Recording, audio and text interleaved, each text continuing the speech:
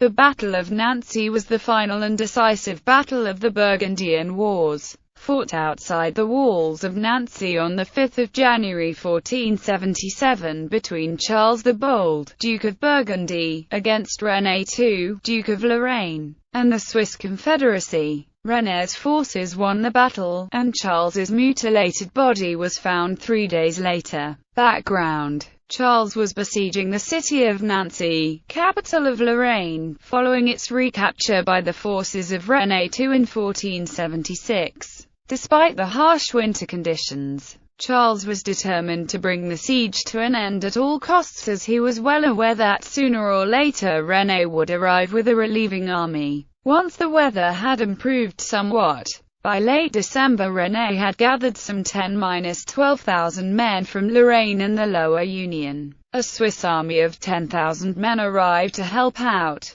René began his advance on Nancy early in January 1477, moving cautiously through the snow-covered landscape until they reached Nancy early on the morning of 5 January. Charles finally learned that René's army was indeed close by and drew up the bulk of his army in a strong defensive position south of Nancy on the heavily wooded slope behind the stream at the narrowest part of the valley down which he knew the Swiss would have to advance. The exact numbers available to Charles are hard to judge, but contemporary observers put the numbers between 2,000 and 4,000, for even his household troops were by this stage well below strength, while most of the ordnance companies were at best only 50% of their theoretical strength. Charles, as usual, deployed his troops to a precise battle plan despite the short notice he received of the approach of René's forces. The infantry companies and dismounted gendarmes formed up in a large square formation with some 30 field guns in front at the top of the slope,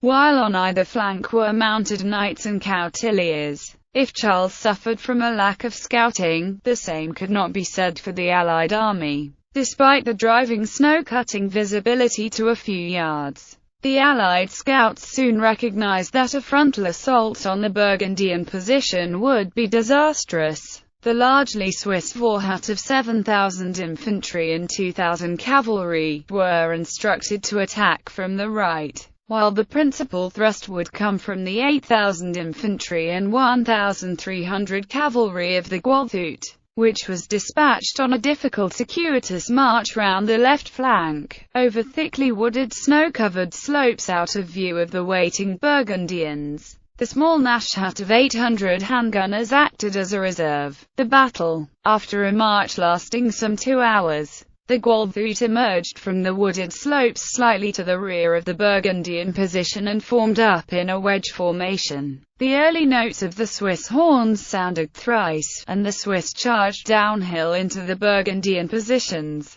The artillery attempted to retrain on the Gualthut but could not elevate enough to be effective. The single volley discharged, killing but 2 men. Although the right-wing Burgundian cavalry saw off their Swiss rivals, the massive Swiss infantry pushed on to engage the outnumbered Burgundian infantry square in a one-sided fight. The Vorhut threw back the Burgundian left wing and put the artillery to flight. As Charles attempted vainly to stem the Gualthut's advance by transferring troops from his left flank, the sheer weight of numbers arrayed against him became obvious, and the once proud army of the Duchy of Burgundy started to melt away in flight. Determined to the last, Charles and his staff tried in vain to rally the broken army, but without success. His small band was carried with the flight until eventually surrounded by a party of Swiss. A halberdier quickly swung at the Duke's head and landed a deadly blow directly on his helmet. He was seen to fall, but the battle flowed on around him. It was 3 days until the Duke's disfigured body was finally found and positively identified amongst the detritus of the slaughter. Commemoration. René II built the Church of Notre-Dame de Bonsecours on the site of the battle, and the Church of Saint François des Cordeliers in Nancy itself. He furthermore built the Basilique of Saint Nicolas de Port to recognize the help of Saint Nicholas in the battle. René II also erected a cross to mark the spot where the body of Charles was found. The nearby Étang Saint John was drained in the 19th century, freeing the area of what is now Place de l'Arc